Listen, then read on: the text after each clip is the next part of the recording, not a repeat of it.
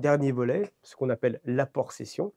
Cette fois-ci, on va reprendre le cas similaire à tout à l'heure. Vous avez vendu pour 150 vos filiales depuis votre holding et vous les aviez achetées 100. Ça, c'est si vous les avez achetées 100. Et donc, vous avez une plus-value de 50 auquel vous allez appliquer le taux de 3% ou le taux de 1,80, le taux bas. Maintenant, imaginons que vous n'avez pas de holding et vous préparez la cession de votre entreprise, si c'est une société, ou la cession de vos sociétés d'investissement, si vous êtes particulier. Et là, vous allez dire la chose suivante: combien vaut ma société? Elle vaut 150. On va créer une holding par ce qu'on appelle l'apport de titres. Donc, vous allez prendre vos filiales, vous allez les valoriser en valeur actuelle, valeur vénale, et on va les apporter à votre holding, et la holding va être créée à partir de votre apport, ce qu'on appelle un apport en nature. Donc, vous mettez 0 €, vous ne mettez pas de capital social en numéraire comme habituellement. Et donc, à l'actif de votre holding, à son bilan si vous préférez, vous aurez la valeur de toutes vos filiales, 100, 150, 200. Si je reprends mon exemple, il n'y en a qu'une seule, elle vaut 150.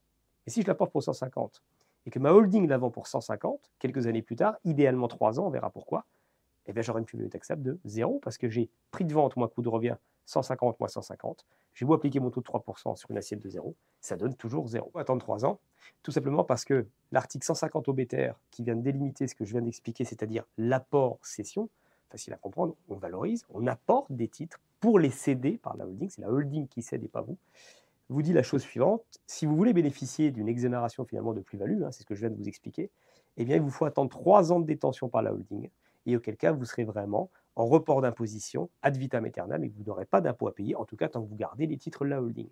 Si maintenant j'apporte et que je vends dans les 3 ans qui suivent l'apport, je peux éviter d'être imposé sur ma plus-value qui était en report d'imposition, mais je devrais payer une fiscalité à la flat tax à 30%, sauf si j'aurais investi 60% de mon prix de vente.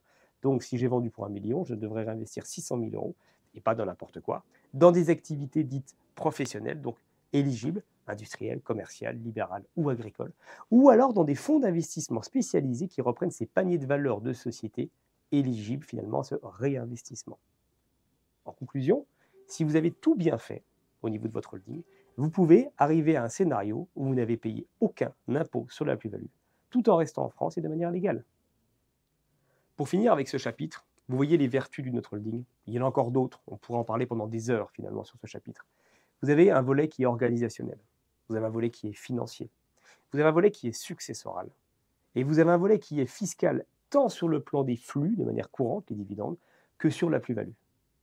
Et cette holding ne concerne pas que des dirigeants de sociétés du CAC 40 ou du SBF 120, mais elle concerne tout le monde, que vous soyez professionnel ou que vous soyez particulier investisseur. J'en ai fini avec ce chapitre intéressant. Je vous laisse me poser vos nombreuses questions, j'imagine, sur le sujet. Et je vous dis à très bientôt pour